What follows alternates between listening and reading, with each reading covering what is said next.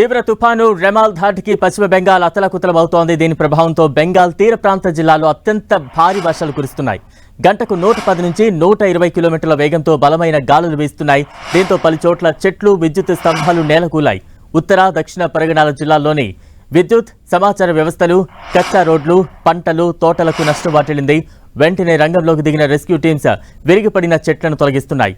Remal ప్రభావంతో పశ్చిమ బెంగాల్లో భారీ వర్షాలు కురుస్తున్నాయి. తుపాను ప్రభావిత ప్రాంతాల నుంచి ఇప్పటికే బెంగాల్ ప్రభుత్వం 1,10,000 మందిని సురక్షిత ప్రాంతాలకు తరలించింది. ఆదివారం మధ్యాహ్నం నుంచే కోల్కతా విమానాశ్రయం నుంచి సర్వీసులను అధికారులు నిలిపివేశారు. తూర్పు, ఆగ్నేయ రైల్వేలు కూడా రైలు సేవలను రద్దు చేశాయి. 16 బెటాలియన్ల రాష్ట్ర, జాతీయ విపత్తు నిర్వహణ దళాల సహాయక చర్యల్లో పాల్గొంటున్నాయి.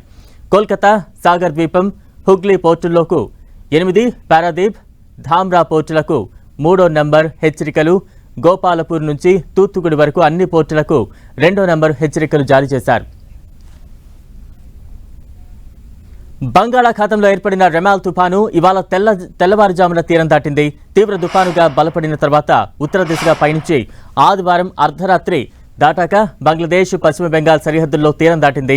ఇది క్రమంగా బలహీనపడుతోంది. తుపాను తీరం దాటే సమయంలో గరిష్టంగా 135 కిలోమీటర్ల వేగంతో గాలులు వీచాయి. బెంగాల్, బంగ్లాదేశ్ తీర ప్రాంతాల్లో భారీ వర్షాలు కురుస్తున్నాయి. రేపటి వరకు పశ్చిమ బెంగాల్, ఒడిశా, ఈశాన్య రాష్ట్రాల్లో అతి భారీ వర్షాలు కురవనున్నాయి. బెంగాల్లోని దక్షిణ 24 పరగణాలు, ఉత్తర 24 పరగణాలు, కోల్కతా, హౌరా, తూర్పు మిడ్నాపూర్ సహా పలు జిల్లాలకు రెడ్ అలర్ట్ ఇచ్చారు అధికారులు. దీంతో అధికారులు అప్రమత్తమయ్యారు. లోతట్టు ప్రాంతాల ప్రజలను సురక్షిత ప్రాంతాలకు తరలించారు.